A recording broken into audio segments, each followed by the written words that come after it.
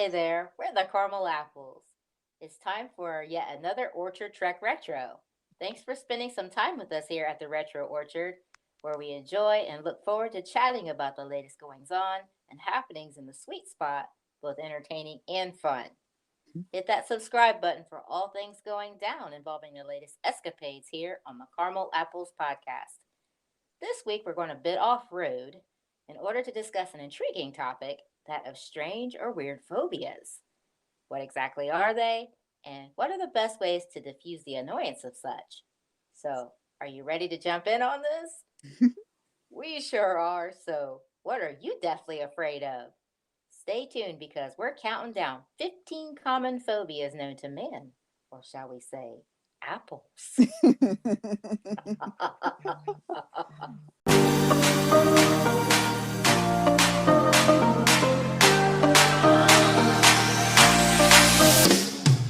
So, we all know that when someone claims to have or are suffering from a particular phobia, they are indeed suffering from an intense, debilitating, and irrational fear of a pointed situation, person, object, or activity. Now, there are very familiar ones we can think of right off the top of our heads, like, fear of enclosed spaces, fear of spiders or snakes, or of heights. But believe it or not, there are phobias that are far less common, even considered strange or weird.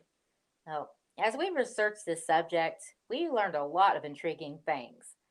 So, Coop, are you ready to jump into this fascinating topic this week? Kennedy, you know I am.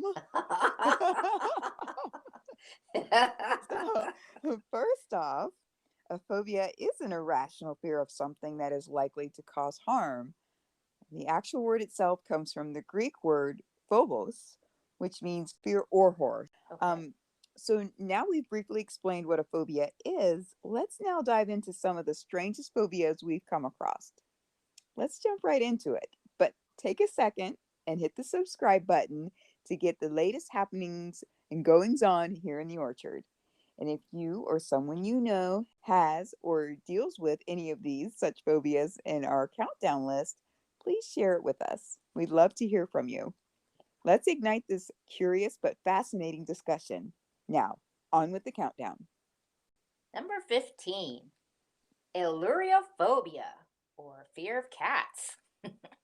This is an interesting phobia we do not suffer from much to our furry children's delight. This is a type of specific phobia or zoophobia.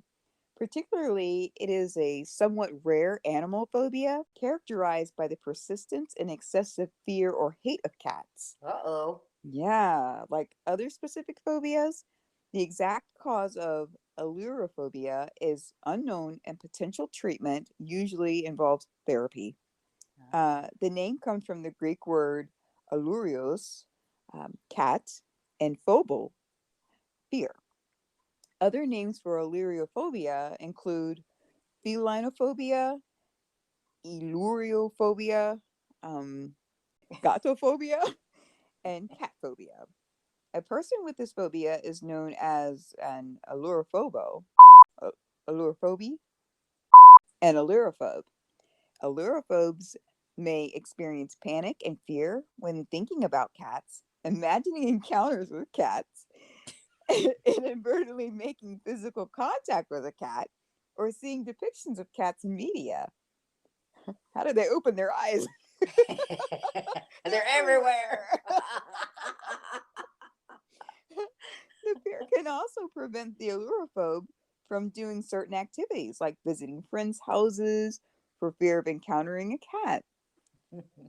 They may experience extreme anxiety and fear when hearing meows, hissing, or other sounds that the allurophobe associates with cats. Sufferers often trace their fear back to early in their childhood, like being attacked by a cat, and witnessing a cat attack someone else.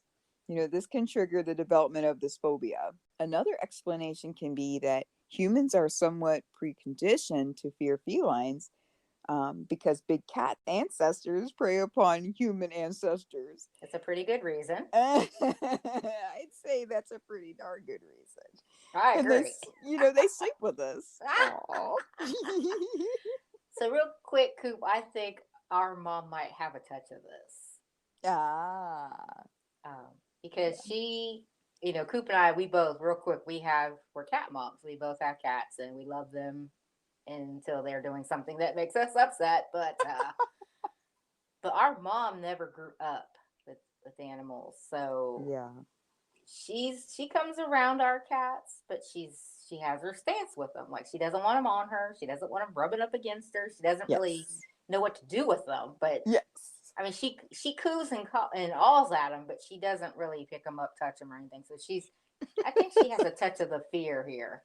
Yeah, she definitely has boundaries, doesn't she? Yes. Mental So boundaries. our cats are like her therapy. We'll just call it her therapy. She has to deal with it. Sorry, mom. Number 14, genophobia, fear of intimacy, intimate relations. Okay, so this one's pretty strange because it's kind of hard to imagine anyone not wanting to experience like any type of intimacy. So, being a top human experience, some enjoy it so much that they coin it as their paradise or heaven. But there are people who actually fear engaging in any type of intimate relations. So, Mm. we may wonder why, but these ones may have experienced a traumatic event or events, leaving them emotionally damaged or scarred, and therefore connect intimate relations to negative emotions, sadly. Yeah.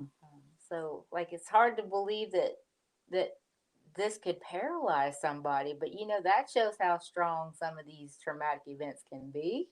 Yes. Yes. And hopefully the sufferers out there, they don't feel like they're being blamed or anything. It's like they can't help it, but hopefully, if they want to try to get past that, again, probably therapy is the key to that. Right. I mean, and you think about it, a mental scar is just like a physical scar. You can see it. It's that deep. So mental Yeah. scarring is a scary thing. Yes, our brains really, they help us, but boy, they can really do a number on us. So when bad things happen, They so really can. hence our countdown this week. Yes. Number 13, spectrophobia, or fear of mirrors or of one's own reflection. So this one is a complete 180 of a person who incessantly adores looking at their own reflection versus a person who cannot stand looking at their own reflection and causes the sufferer to avoid gazing at themselves at all costs. Hmm. And contributing factors in developing this odd fear may come from traumatic experiences from the past, leaving physical and psychological scars of imperfection on the person. Some examples of this may be like a burn victim, Hmm. or someone who has um, had a really bad disease and it's disfigured them. Mm-hmm. And there would also be with that the emotional damage that can come from bullying, because people just don't think sometimes, and they may use this against people, and it's very sad and it's mean, but it happens. So Yeah, it makes me think of that little cute duckling in the Tom and Jerry series where he's always like, "I am so ugly," and yes, like he was cute as a bee, he but he was. walking around feeling all bad. It reminds you of this particular phobia because what happened to that little guy? Yes, poor little baby. He wouldn't look in the pond at himself. He hated to. Wouldn't he put a bag on his head? Uh-huh. Oh, That's sweet. Oh. yes, poor baby. Number 12, ablutophobia, fear of bathing. Okay. Talk about strange. Mm-hmm. This particular fear stems from the person not wanting to be cleaned. Mm-hmm. This is different from hydrophobia, which is just the fear of water. Okay. So, just like the other phobias, there are significant factors stemming from a certain life event or events that spark this unusual fear. These sufferers experience common symptoms similar to strong anxiety whenever bathing or showering is suggested. So, what? Maybe they break out in some, profuse sweat, or, Wow. Yeah. they can't breathe, everything's distancing in their vision or whatever. Like, Right. yeah, what Huh. could have happened? Could this like be like with maybe kids that are, they don't have like stable families, like if they're in the foster care system and they just were passed around, or, Yeah. Yeah. Or could someone maybe have had a near death experience in a tub? I could Or, see that too. hmm, inquiring minds want to know. You do. You feel so sorry for some of these people, man. Right. Number 11, chlorophobia, or fear of dancing. Okay. So I think maybe my husband may suffer from this one. Not a fan. Buzzkill. So online data confirms that this particular fear may be very common among males. Oh. Yes, men detest being forced to dance where they're on display to show how uncoordinated they could be. Also, my hubby.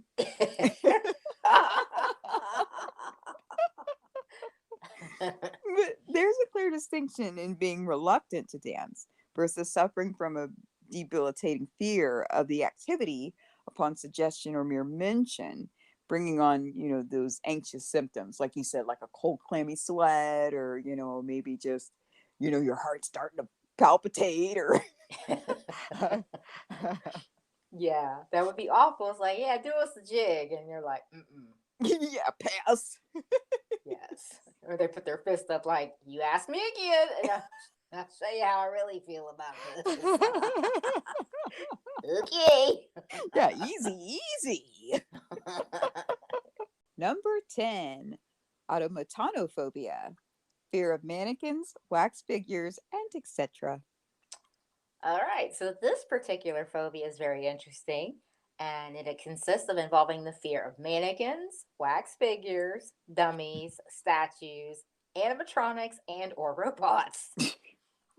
So this fear can negatively affect a person's quality of life. An unexpected encounter, the person may run away, freeze in place, or hide, easily causing disruptions in the home and work and relationships. This phobia could be from a trauma or could even be inherited. I mean, I guess some say phobias have a genetic influence, and specifically, we may think of like doll babies with the blinking eyes. Yeah, the creepy ones that talk and or move. Yes. But this one's especially called like pediophobia. So, Yes, yes. And it's interesting. As of right now, there is a commercial that is showing the dolls that have the blinking eyes, and it is, in reference of, you don't want to stay at this place because it had the dolls, and the family runs away scared. But anyway, I digress. Um, it's just a known one, right? And I have a doll collection. I do not have any blinking ones. Uh, but I do have a prize doll collection that I used to display. And now they are hidden away in a couple closets of mine because my husband is like, he literally will not go in this room very often. He only goes in need be. Like, he does not go in our spare bedroom because that's where the dolls are. no way. Yeah, he has zero interest. So, and he's mentioned before that if anything ever happened to me, those dolls are going bye bye. So Oh, he's serious. he's serious, yes. So as long as I'm around, they will be too. Which is interesting. So you wonder what does he reach back in his mind that he's like, no, no. Yeah, yeah. And even our little brother, he's also not a fan of the dolls. Really? Yeah. Ask him about it. Oh, the little big boy. Yes. He hates his guts. Yes, he does. That is hilarious. Yeah. And another thing that I actually love is like, because it's talk about people who are scared of statues. Mm. What if somebody has this in New York City? I mean, you got the Statue of Wow. Liberty. She's huge. Yeah. Wow. Yeah, I mean, she's like the guardian of the city. Wow. I never thought about that. They probably don't live there. Yeah, they probably moved as quickly as they could. Yeah, it did another one, like the animatronic. You think about like in theme parks, amusement parks, and um, Yeah. heck, even when we were kids, Showbiz Pizza, like that was the whole thing. The band, the animatronic band. Right? And like isn't there that Madame Trudeau's or whatever, there's that wax museum. Oh, Madame Tussauds, There yeah. it is. Yeah, yeah. So, people, it limits you. Phobias limit you from what you can do because obviously it has such a effect on your physical being and your mental state. It really would. If you stop and think about it, it is a little creepy. Just a Yeah, little. just a little bit. Yeah. Number 9, heliophobia or fear of sunlight. So, this is an intriguing entry and may have been triggered in ones who have this fear of hyper awareness of taking extra precautions on protecting themselves from the sun and or avoiding exposure from the sun altogether, thanks to the recent rise of incidents of, melanoma. That's something to be afraid of. Mm-hmm. But maybe it stemmed from something deeper, perhaps. Um, these people prefer keeping the windows closed, blinds pulled shut. I do that myself. um,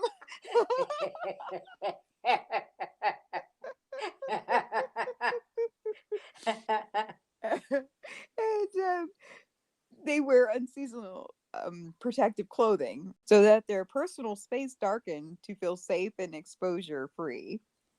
Vampires much? Yeah, that's funny. Speaking of vampires, Yeah. but like our friend, like the one, our girl, part of the girl squad now. Okay. Like we gone to the orchard and we gone to the berry patch. Like she always makes fun of us because we're like covered with hats head to toe. We're not scared of the sun, but just trying to be safe. And it's hot. you Right. know. Like she got her tank top and shorts on, hair pulled up, and she's like, "Hit me" to the sun, right? And we're like, "Oh, rays." She makes fun of us though. She's like, "Aren't y'all hot?" We're like, "No, no. Why you say that?" Yeah. Yeah. And then let's just drop the subject, right? Exactly. Oh my goodness. We're tortured. Totally. Number 8, emetophobia, the intense fear of vomiting. Okay. So this was rather interesting to us too.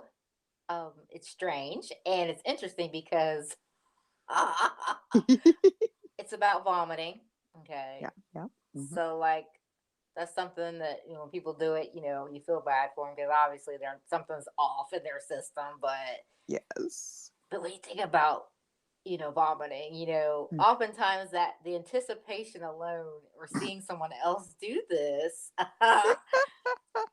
there's not nothing worse than witnessing the act itself. Like it's just not very.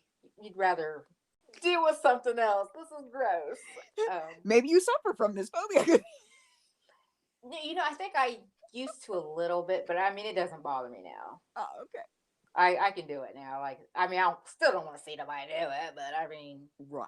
if they need help, I can jump in and help out. So, Mm.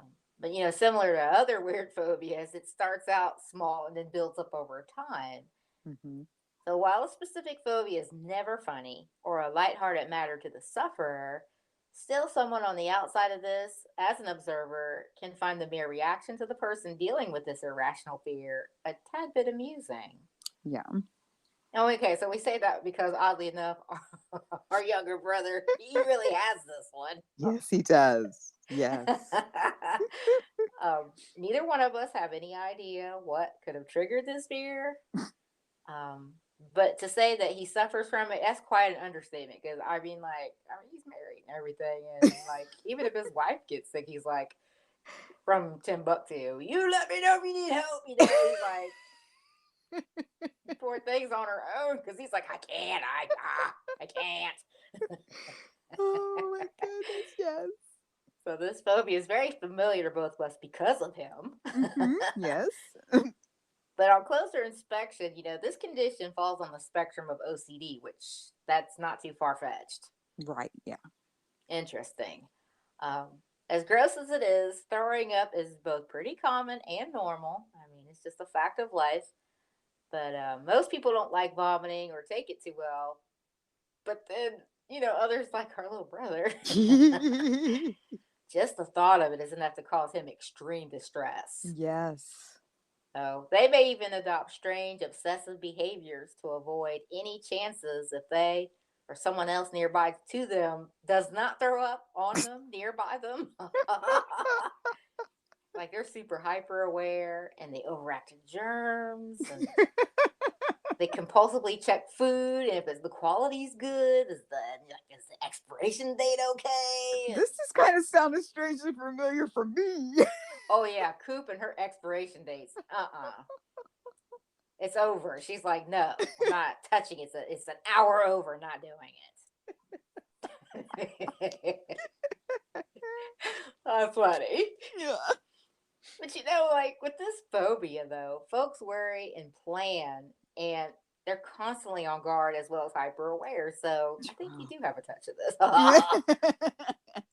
Now, this may be because people get caught reeling on ugly thoughts linked to past experiences with vomits, like our brother. Mm-hmm. Mm-hmm. But all we have to say about that is, ooh, just ooh.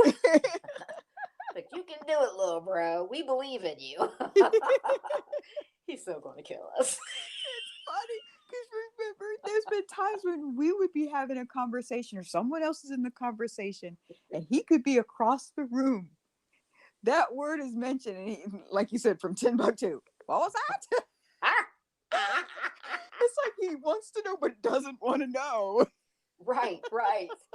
Yes, like a trade wreck. He doesn't want to see, but he can't stop looking. Exactly. That is what it is.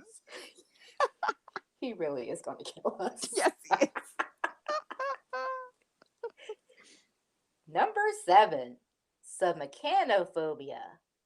So this is a fear of submerged man-made objects, either partially or entirely underwater.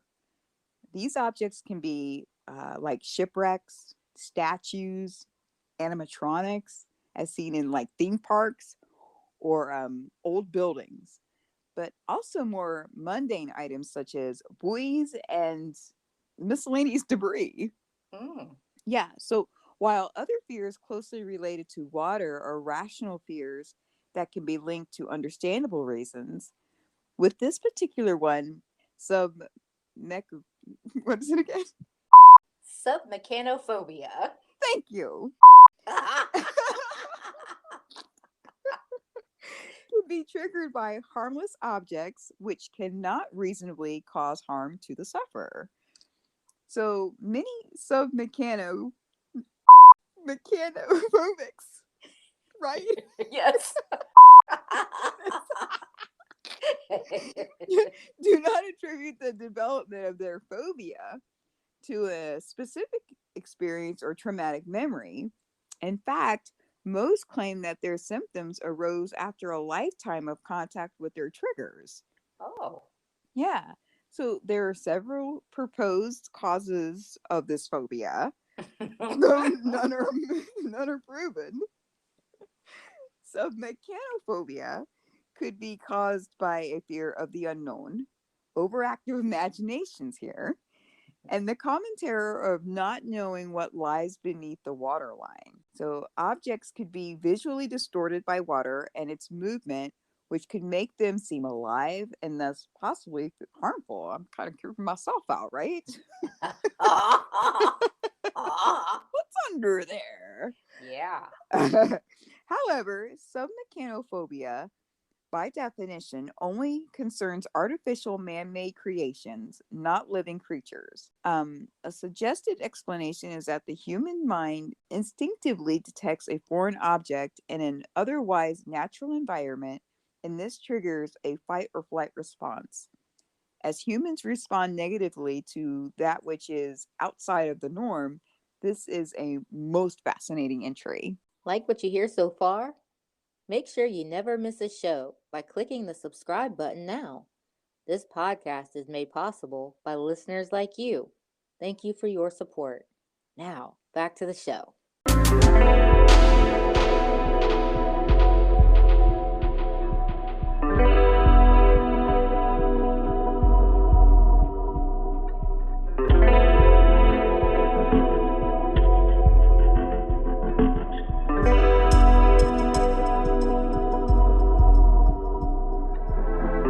Number 6, hippopotamonstrosis equipedaliophobia.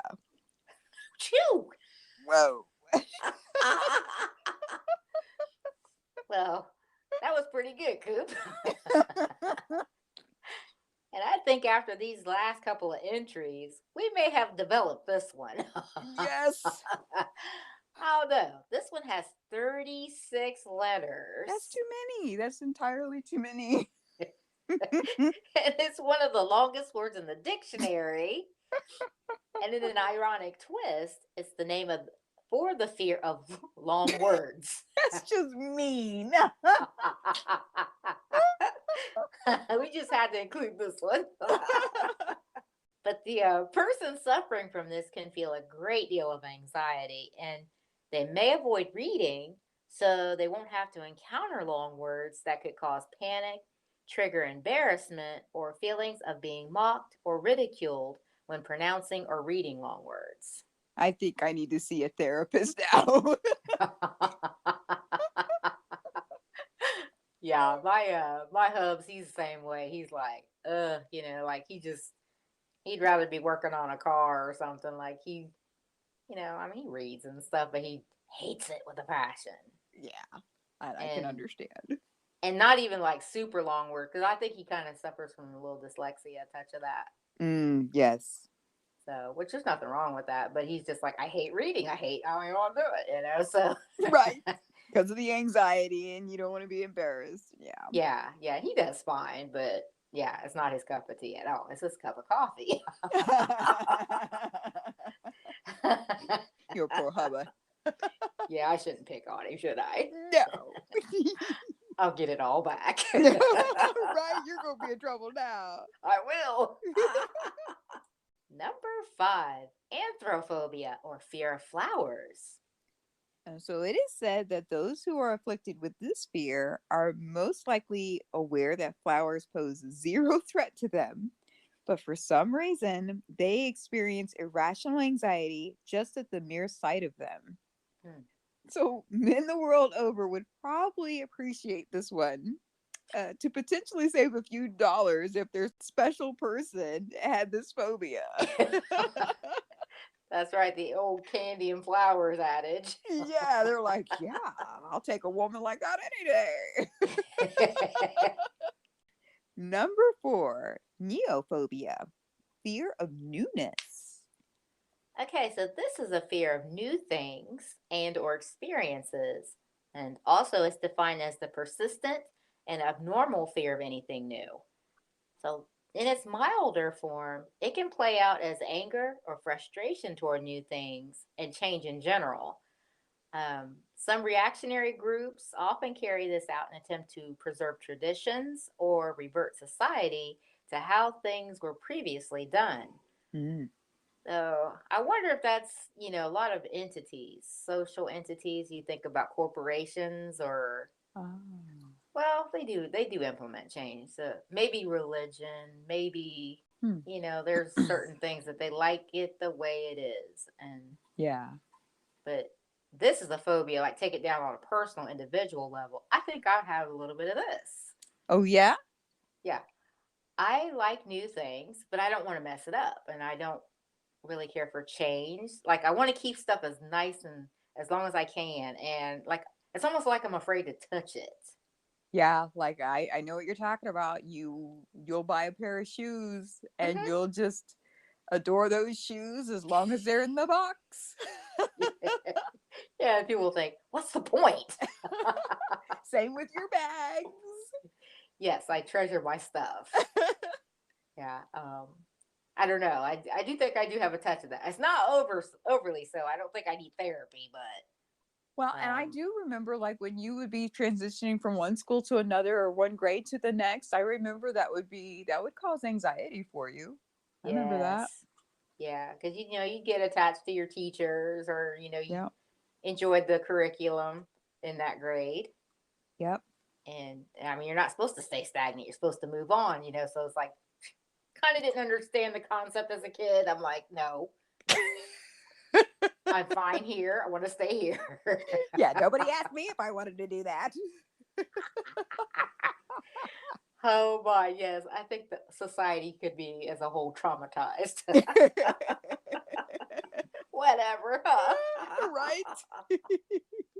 Number 3, pterodophobia, or fear of being tickled by feathers. So this is yet another really different one. It's irrational and real to the person. It's a fear of being tickled by feathers.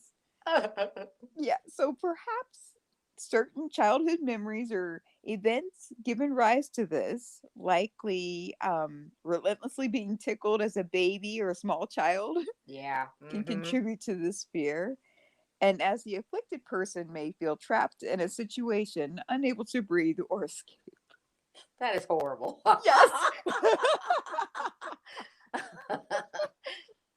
Yes. I personally I don't think I had this fear, especially including with the feathers, but I do not want to be tickled and hate to be chased. Not cool. Not cool. And my hubby will use that on me all the time. Oh my goodness, we're such tortured caramel apples. I know. Poor us. Never a dull moment. No, right? Number 2, globophobia, fear of balloons. It's hard to imagine that someone could be unnerved or absolutely disturbed or terrified by the sight, feel, sound of a balloon. Um, but this really is a thing, and our collective hearts go out to any unfortunate sufferers. Yeah. I mean, what on earth do these poor people do when they go somewhere fun and the monsters are on display everywhere? Right? I mean, when there are balloons, displayed, they're out in full force. Yeah, they are. Yes. Oh my goodness, that would be horrible. Or hot air balloons. I do wonder, would it include that? Does it matter the size, the I shape? I don't know. That would be very interesting. Yeah. Yeah. Let us know if you know this, give us the deets. Yeah, because them buddies are huge. Yeah, they are. You like those, don't you? I do. I would love to go up and straight down. I wouldn't want to go around in it because I wouldn't want to get caught up in something, power lines or anything like that. But to go straight So up and come right back down, I'd love to do that.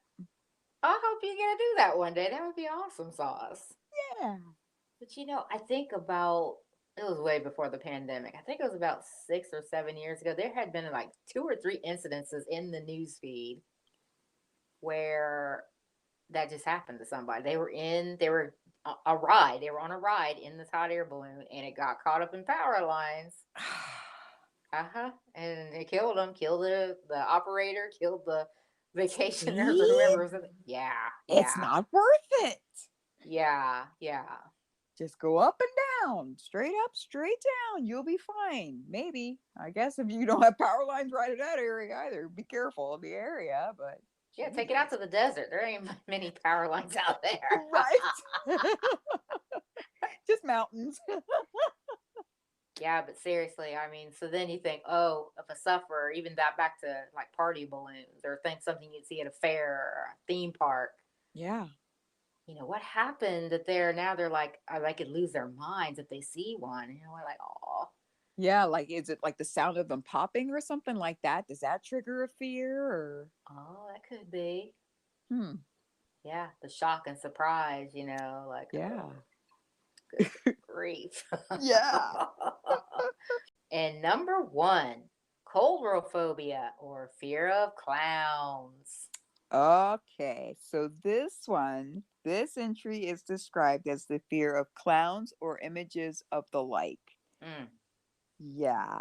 Perhaps viewing scary movies or seeing an unusual toy sitting there on a shelf or in a window staring back at you would especially, at an impressionable age, could bring on that anxiety, the racing heartbeat, nausea, and profuse sweating. Now, there have been studies performed, and some believe as many as 1 out of 10 adults has a fear of clowns. Wow. Do you feel like you were in that number? No. I love clowns. I think they're cute. They're kind of cool. Not to say that you have Cookie and Bozo, right? They were harmless clowns. They were. The only thing that was scary on Cookie was his fuzz. Well, Bozo's was pretty untamed too. So Bozo. Cookie and Hulk Hogan's hair look the same. Oh my. Okay. We're talking about clowns. This is taking a turn.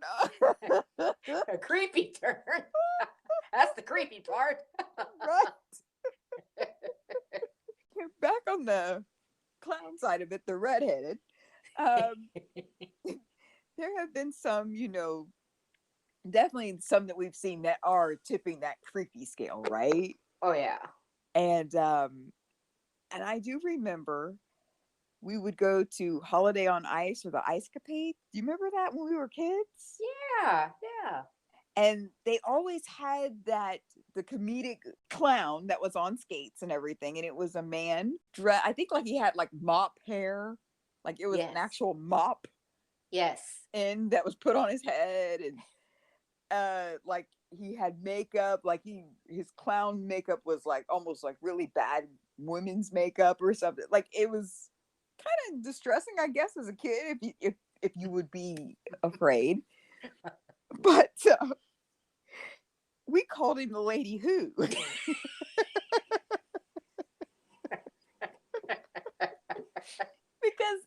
he would be like, "Oh, you're Lady Who." That's what he was saying. And as kids, the Lady Who. I mean, we heard the Lady Who. Yeah. So that was his name. Right, right. And not gonna lie, he did creep you out just a bit, right after seeing him in the shows. He did. And remember we would get the programs? Yes. And there would be a picture of him in there. And he'd be like, it's the Lady Who. Yeah. Quick, turn it quick. Oh, look at that page. No. Right. So now what's the phobia of being afraid of the dark? Okay. This is why. We could probably almost put these together as far as some people are concerned, like as far as people fearing of like like the mannequins and dolls and clowns. They're kind of similar, it's just, Oh yeah. so we might be able to pack those all together. So next one, nope. Our caramel apple barrel is officially empty. But this is a good thing because we're close to wrapping up our deep dive about phobias. So what causes a phobia? Well, genetic and environmental factors can cause phobias. Children who have a close relative with an anxiety disorder are at higher risk of developing a phobia. Then you could have distressing events of any kind that can bring on a phobia. Really just about anything could become a phobia. Sure. So, exposure to confined spaces, extreme heights, and animal or insect bites can all be sources of phobias. Yeah, and many people are aware that their fear is unreasonable, but feel powerless to control these irrational thoughts. Mm-hmm. They're also aware that they may not be able to function as they normally could due to their phobia. And many times when facing these, They may experience numerous symptoms of anxiety, such as sweating, dizziness, and nausea. So as you can see, I mean, this is serious business for the sufferer. Mm. All of our topics we cover here at the Retro Orchard, we try to come at these and talk about these in the context of light and airy fun. But in all seriousness, though, these types of deeper issues are really nothing to laugh about. And we're not laughing by any means. We're not making fun of the sufferers, but, talking about them brings a measure of awareness to what somebody could be dealing with somewhere out there. We think about, maybe some of our loved ones, like we talked about, our hubs, our younger brother, we have Yeah. friends that are dealing with things. Yeah. Ourselves. Uh-huh. So nobody's off limits. Anybody can develop and suffer from a phobia. So, we're just trying to come at the subject in a very lighthearted manner. But we do realize that discussing phobias and the people that suffer from them, that it is serious business. And discussing these phobias, we're just trying to help bring greater awareness to them. So we really truly empathize. Yeah, yeah. And since any given phobia is serious business and so often need to be finessed in regards to the sufferer, phobias can be effectively treated by way of exposure therapy, CBT, and or RX, and finding a support group in person or via social media. And ones can also implement lifestyle and home remedies. All of these can prove to be helpful avenues to someone who deeply needs it. Yeah, so again, this is a pretty common thing. I mean, like, even if somebody's scared of ice cubes, like, Mm-hmm. I mean, it's to somebody that does not walking in those shoes, it's funny. It could be, joke fodder, but it's like, it's not. So, if anybody out there suffers from something like this, don't feel embarrassed. Go get help. Ask your doctor or other healthcare professional. Mm-hmm. They might be able to suggest ways or treatments that can help you manage this anxiety that give you more peace of mind. You need things like relaxation, mindfulness strategies, techniques, deep breathing, Yeah. even going for a walk or a jog, like just go out and get some sunshine, go exercise, that might help get your mind off of it. Right. But I don't know. These are all wonderful recommendations provided, that could help someone who suffers from any given phobia, give them some much needed relief and much light at the end of the tunnel when it comes to dealing with these, because as we've stated this whole episode this week, having a phobia is very debilitating. Yeah. I don't know. Maybe you and I, Cooper, need to be digging up a few phone numbers ourselves, though. I know, right? I don't know. It's just being honest, right? Yes. Maybe somebody has a phobia of caramel apples. Well, this is exposure therapy. I agree. So that's right. Very good. So there's our countdown of 15 strangest, weirdest phobias in this week's show. Have you or someone you know ever mentioned, chuckled about, or freaked out over something irrationally? Have you heard of any of these on our countdown list this week? Do you know of or can you think of any other strange phobias bouncing around out there that maybe we didn't mention? There's literally a ton of these. About as many phobias as there are people on the planet.